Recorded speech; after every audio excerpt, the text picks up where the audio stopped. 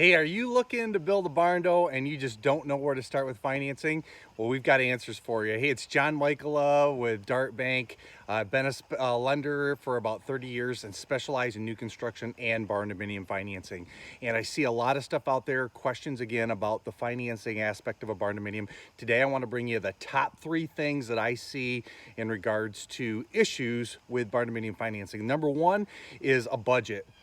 Tons of people I see posting about, hey, what do the costs look like? Or is 150 square feet, 200, 250, 300, where do we end up at? And there is really a large range of finishes that you can put into your barn door that will lead you on a huge spectrum. So what I always tell my clients to work with, let's, kind of reverse engineer. Start with a budget, see where you're at, get some numbers in line so that you know where you're at, and then you can start to work with your builder or gathering cost estimates to kind of backfill in on things. But at least that way you kind of know and have your financing in line up front. Plus it gives you a chance to kind of build in some cushion and budget.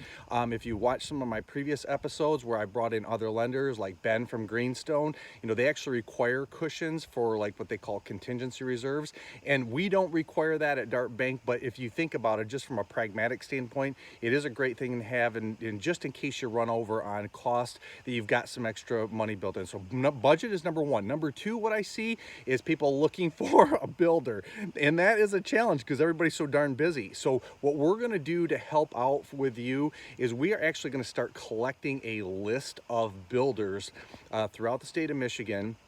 Try to do some, not necessarily pre-qualifying, but at least do a little bit of legwork for you to find out, some people that are interested, they have capacity, do a little bit of vetting.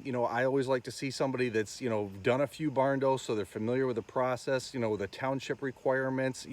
It's good to have somebody local so that they know kind of the ins and outs, and then also availability for subcontractors. So if you stay tuned, follow us on Facebook at mykalamortgage.com, and you will see our updates that we'll bring for that list, and I'll post stuff in here for you too to help out, so you've got action to that. And if you're thinking of being your general, again, feel free to reach out. I can get you connected with Ben. They do a great job over at Greenstone with general contract financing, and I'll start to look for some other possible lending options for you as well throughout the state that lends to general contractors, because with us you need a licensed builder.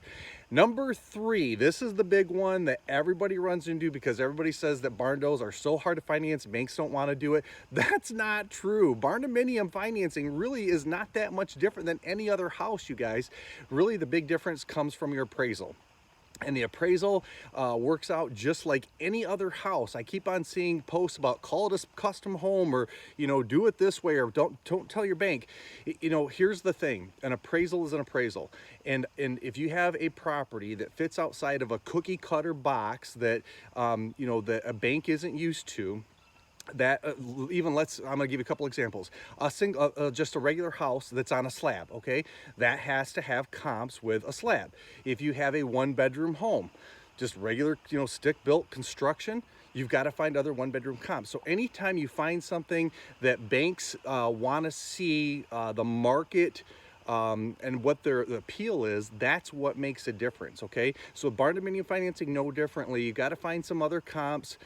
If you can't have comps, and you go out, provide greater distances, you provide what we call narrative inside the appraisal that explains what's going on, or you find lenders that will work with outside solutions like we do. We call them portfolio products, where we actually put the bank the loan in-house, and it's not going through the cookie cutter stamp like a mortgage company would. Okay, and that's a big deal, having that flexibility to be able to finance a home that has an appraisal that necessarily wouldn't fit all the guidelines of what they call an agency, or if you've heard the terms Fannie Mae or Freddie Mac loan.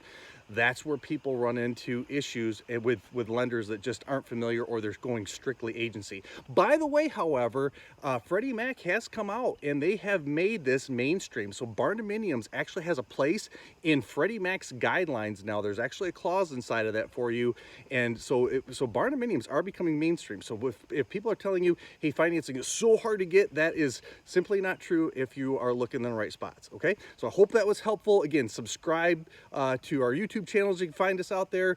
Like us on Facebook, follow us, because we'll bring you a lot more information regarding your barndominium financing and make it a great project for you. All right, take care.